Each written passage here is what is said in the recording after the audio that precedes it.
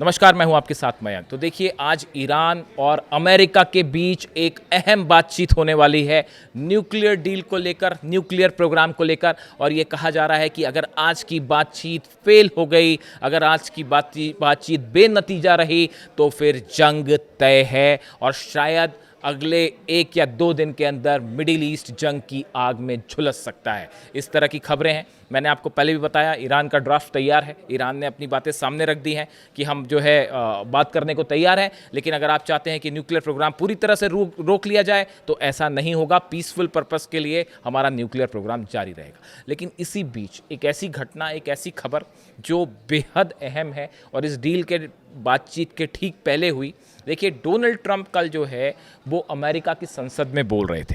अब देखिए, Donald Trump जब संसद में बोल रहे थे तो उन्होंने क्या कहा। डोनाल्ड ट्रंप ने कहा ईरान की मिसाइलें बेहद घातक हैं।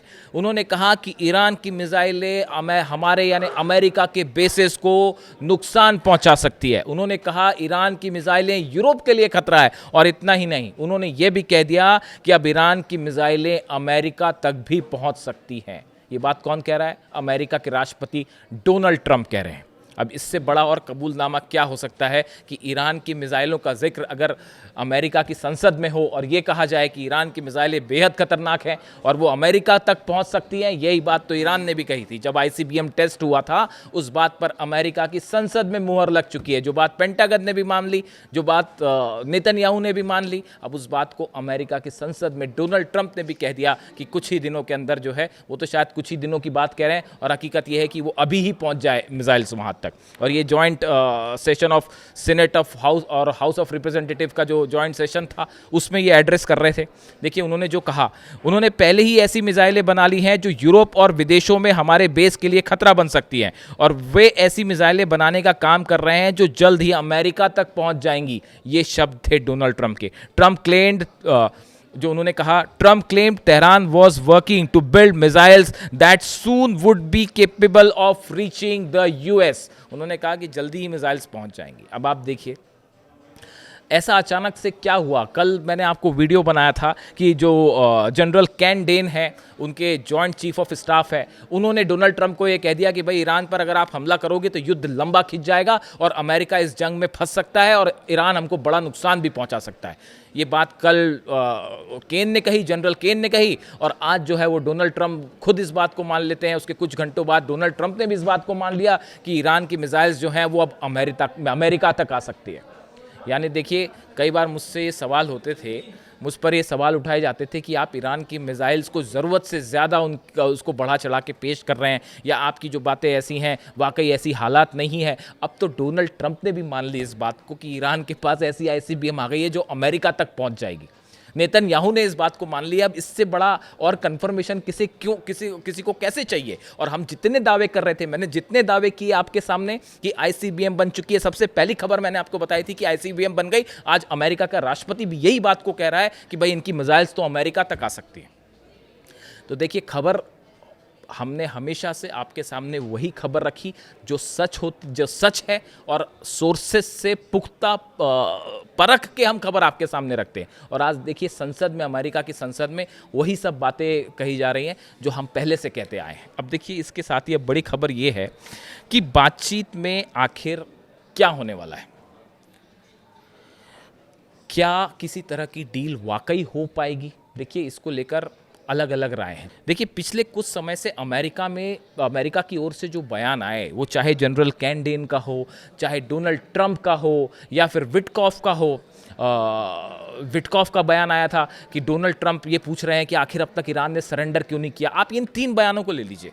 ट्रंप का बयान कि ईरान की मिसाइल्स जो है अमेरिका तक आ सकती हैं, बेहद खतरनाक हैं, और विटकॉफ का ये बयान कि ट्रंप पूछ रहे हैं कि अभी तक ईरान ने सरेंडर क्यों नहीं किया, और डैन केन का ये बयान जो कि वहाँ के जॉइंट चीफ ऑफ स्टाफ हैं के चेयरमैन हैं, उनका ये कहना कि भाई ईरान की मिसाइलें घातक हो सकती हैं। ये तीनों बयान क्या इंडिकेट करते हैं? ये तीनों बयान इंडिकेट करते हैं कि अमेरिका इस बात को समझता है अच्छी तरह से कि ईरान वेनेजुएला नहीं है। बात नंबर 1। बात नंबर 2, ईरान के पास मिसाइल डिटरेंस है जो कि बहुत ही असरदार है, और अगर हमला होता है तो इसका जोरदार जवाब ईरान की तरफ से दिया जाएगा। ये बात अब अमेरिका को समझ आ चुकी है।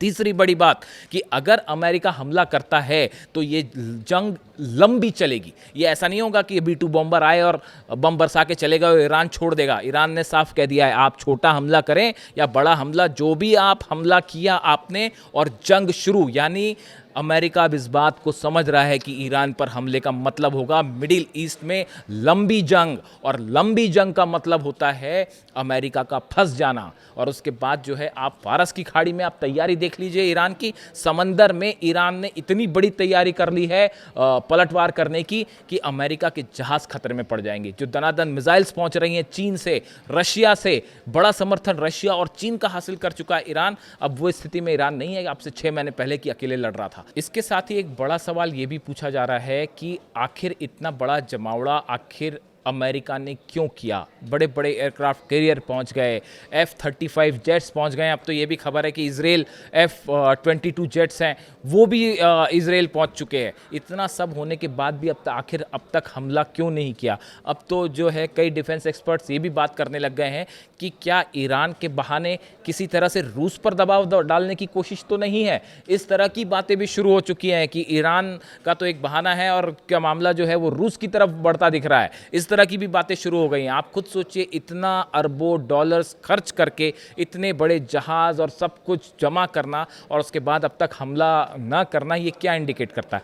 या तो ये मान लिया जाए कि बिना किसी सोच के यहाँ हथियार भेज दिए गए और अब समझ नहीं आ रहा है कि क्या किया जाए, तो अमेरिका फंस चुका है। या फिर ये लगता है कि अगर ईरान पर हमला होता है तो कहीं ऐसा ना हो कि पलटवार भारी पड़ जाए और ईरान जो है वो जो हमारे किसी एयरक्राफ्ट कैरियर को नुकसान पहुंचा दे या जहाज गिरा दे तो भारी बेइज्जती हो जाए। तो इन सब सूरत में ये जो मिलिट्री जमावड़ा है इसका मकसद क्या है। क्या वाकई जंग या फिर बातचीत वाला रास्ता, अब ये डोनाल्ड ट्रंप ही तय कर सकते हैं। देखिए, मैं एक बयान पढ़ रहा था, व्हाइट हाउस की जो प्रवक्ता है कैरोलिन लेविट, उनकी तरफ से ये बयान आया। उन्होंने कहा कि डोनाल्ड ट्रंप का पहला विकल्प हमेशा कूटनीति होता है, लेकिन जैसा कि उन्होंने दिखाया है जरूरत पड़ने पर वह अमेरिकी सेना की घातक शक्ति का प्रयोग करने के लिए भी तैयार है। यहाँ आखिरी फैसला लेने वाले हमेशा राष्ट्रपति ही होते हैं, यानी डोनाल्ड ट्रंप ही आखिरी फैसला करते हैं और इसीलिए शायद अब तक कोई फैसला नहीं हो पाया। वही अब्बास अराक्ची साहब की तरफ से साफ कर दिया गया है कि Iran will under no circumstances ever develop a nuclear weapon, neither Iranians will forgo our right to harness the dividends of peaceful nuclear technology for our people. उन्होंने कहा है, अब्बास अराक्ची साहब ने इस बातचीत के पहले एक बार फिर कह दिया है कि देखिए, हम किसी तरह का परमाणु बम नहीं बनाना चाह रहे, लेकिन एक पीसफुल न्यूक्लियर प्रोग्राम की जो ज़रूरत है, उसकी जो एनर्जी की हमारे देश के लोगों को ज़रूरत है, हम अपना वो अधिकार किसी कीमत पर नहीं छोड़ेंगे। उन्होंने ये भी साफ कह दिया है कि अमेरिका और ईरान के सामने एक बड़ी अपॉर्चुनिटी है, ऐतिहासिक अपॉर्चुनिटी है। अगर एक समझौता बन पाता है तो ये युद्ध को भी टाल सकता है, लेकिन मामला सम्मानजनक स्तर पर होना चाहिए।